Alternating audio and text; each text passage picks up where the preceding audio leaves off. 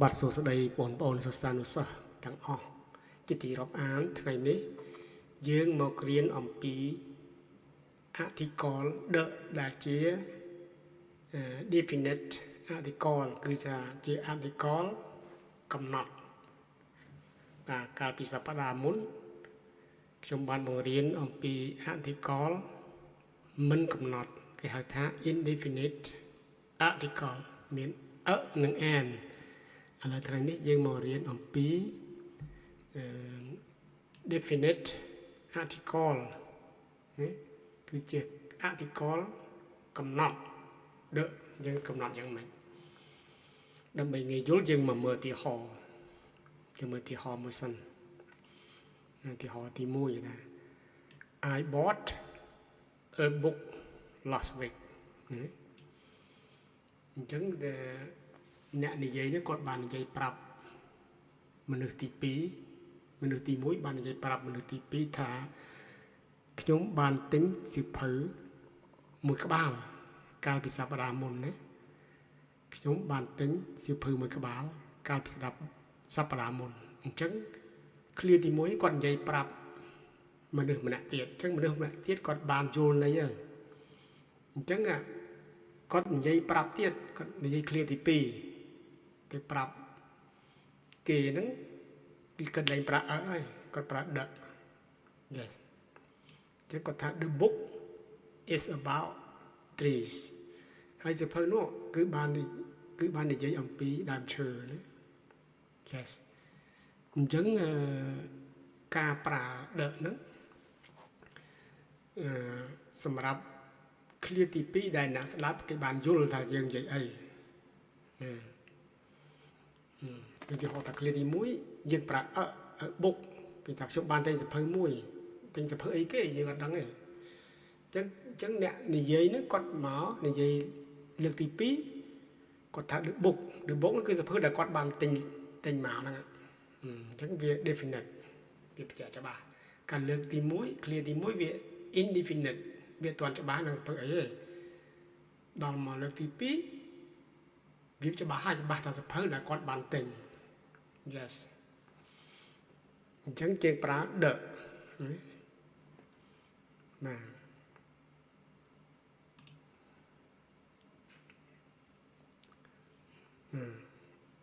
អញ្ចឹងយើងប្រើនេះ the នឹងជា definite article ណាឃ្លាមួយទៀតបាទឃ្លាមួយទៀតគឺថា we went to a wedding yesterday yes the bride wore a lovely dress បាទអញ្ចឹងឃ្លាទី1គេថាយើងបានទៅចូលរួមអាពាហ៍ពិពាហ៍កាលពីម្សិលមិញអញ្ចឹងអ្នកស្ដាប់គាត់យល់ថាអូគាត់ទៅហូបការគេអញ្ចឹងយើងប្រើឃ្លាទី2ទៀតគឺយើងថាកូនកំមុំហ្នឹងបានស្លៀកពាក់នៅសម្លៀកបំពាក់យ៉ាងស្អាតណា lovely dress អញ្ចឹងគេថា you have not mentioned the bride before ណាអញ្ចឹងនៅក្នុងឧទាហរណ៍ទី2នេះគឺថាយើងមិនបានបញ្ជាក់អំពីកូនក្រមុំទេប៉ុន្តែអ្នកស្ដាប់គាត់ដឹងថាឃ្លាដែលអ្នកនិយាយប្រាប់យើងប្រាប់អ្នកមនុស្សទី2ហ្នឹងឃ្លាហ្នឹងគឺកូនក្រមុំនឹងតាក់ទងទៅនឹងពិធីរៀបការណា but you both know she is connected to the wedding yes ហើយការប្រើ the ហ្នឹងណាការប្រើ the ហ្នឹងត្រូវបានគេដឹងណា common English ហ្នឹងត្រូវបានគេដឹងឬក៏គេស្គាល់ហើយគេដឹងនៅក្នុងភាសាអង់គ្លេសគេដឹងហើយបាទអញ្ចឹងគេប្រើគេដឹងអីគេនេះឧទាហរណ៍ថា decades បាទទសវត្សរ៍អញ្ចឹងទសវត្សរ៍គេបានដឹងគ្រប់គ្នាថាគេនិយាយពីទសវត្សរ៍គឺអ្នកផ្សេងគេដឹងអញ្ចឹងគេប្រើ the he was born in the 1920 គាត់បានកើតនៅឆ្នាំ1920ទី2ទៀតពាក្យ currency ហ្នឹងគឺរូបិយប័ណ្ណរូបិយប័ណ្ណបាទជាលុយអញ្ចឹងអ្នកណាក៏គេដឹងដែរនៅក្នុងភាសាអង់គ្លេសហ្នឹងអញ្ចឹងគេប្រើ the ទៅជាដុល្លារ the dollar is getting stronger against the pound គឺថាដុល្លារវាមាន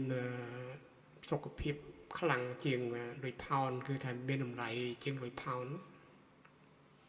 ឬក៏វាមានកម្លាំងខ្លាំងជាងលុយផោនទី2ទៀតទី3ទៀត superlative ordinary ណាបាទគឺជាលំដាប់លេខរៀងឧទាហរណ៍ the second book សៀវភៅទី2 in the series នៅក្នុងចំណោមហ្នឹង is the best គឺវាល្អ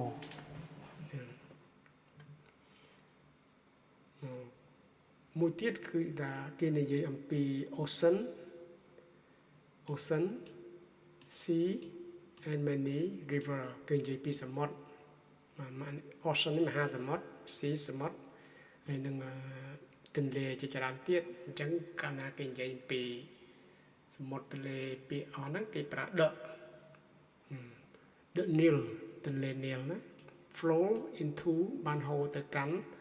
the Mediterranean Sea នៅមហាសមុទ្រ Mediterranean បាទ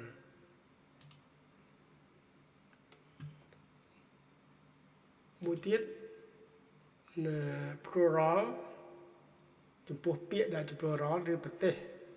ដែលគេសរសេរមាន s ជា plural ហើយនឹងប្រទេសដែលបង្រួមគ្នា United Country ឬក៏ country ដែលគេសរសេរមានជា plural ឧទាហរណ៍ថា the Maldives ណា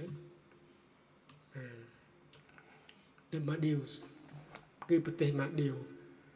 are much smaller than the United States of America គឺប្រទេស Maldives ហ្នឹងវាតូចជាងសហរដ្ឋអាមេរិក yes មួយទៀតគឺ adjective used as noun គុណនាមគេប្រើដូចជានាមអញ្ចឹងគេគុណនាមនេះ poor អញ្ចឹងគេយកដាក់ពីមុខវាទៅជាគេប្រើក្នុងនាមជានាមវិញបាទ the poor will always be challenge for the rich in any country បាទគឺថាអ្នកក្រនេះគាត់តែងតែមានការប្រកួតប្រជែងជាមួយអ្នកមាននៅក្នុងបណ្ដាប្រទេសណាមួយហើយពាក្យអង្គការ many organization អង្គការមួយចំនួនដូចពាក្យ World Health អញ្ចឹងគេប្រើ The World Health Organization has a detailed definition of health អង្គការសុខភាពពិភពលោកគឺបានរំអិតអំពីនិយមន័យឬក៏សារៈសំខាន់នៃសុខភាព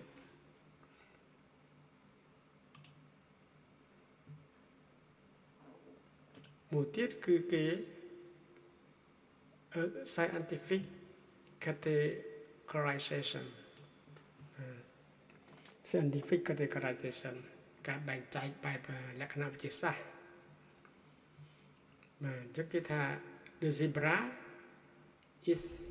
a native to Africa the zebra is native to America គេថាសត្វសេះ zebra សត្វសេះបង្កង់គឺវាមានដើមកំណើតនៅទ្វីបអាហ្វ្រិកមួយទៀតវាជា symbol នោះជានិមិត្តសញ្ញានៃរបស់ប្រទេសណាមួយ The Merlion is a symbol of Singapore បាទគឺថាសត្វតោហ្នឹងគឺជានិមិត្តសញ្ញានៃប្រទេសសិង្ហបុរីមួយទៀត unique people places or things គឺថា people មនុស្ស unique មនុស្សមានតែមួយឬក៏ឧទាហរណ៍ថានាយករន្ត្រីមានតែមួយឯង unique people places unique places ទីកន្លែងដែលមានតែមួយ unique things ឬក៏វត្ថុអ្វីដែលមានតែមួយអញ្ចឹងគេប្រើ the ឧទាហរណ៍ the prime minister នាយករដ្ឋមន្ត្រី said បានមានប្រសាសន៍ថា she would call a conference លោកជំទាវនឹងក៏ហៅសន្និសីទកសែតឬក៏ធ្វើសន្និសីទ on changes ស្ដីអំពីការផ្លាស់ប្ដូរ affecting ដែលធ្វើឲ្យប៉ះពាល់ the earth climate នៃអាកាសធាតុនៅលើផែនដី the earth of climate of the earth ណាហើយចំណុចទី2យើងប្រើ the សម្រាប់ unique adjective yes unique adjective គុណនាមដែលមានតែមួយឧទាហរណ៍ថា same the same people យើងគេប្រើ the មនុស្សដែលដូចគ្នាហ្នឹង always take គឺតែងតែ always take the only parking spaces available គឺថាមនុស្សដូចគ្នាហ្នឹងគឺគាត់តែងតែយកចំណតតែមួយគត់ដើម្បីគាត់អាចចតរថយន្តគាត់បានអញ្ចឹងការរៀន article definite article ហ្នឹងគឺរៀនអំពី article the article ដែលបានកំណត់ហ្នឹងមកដល់ទីបញ្ចប់ហើយអញ្ចឹងខ្ញុំក៏សូមអរគុណដល់បងប្អូនសិស្សានុសិស្សទាំងអស់ដែលបានតាមដាន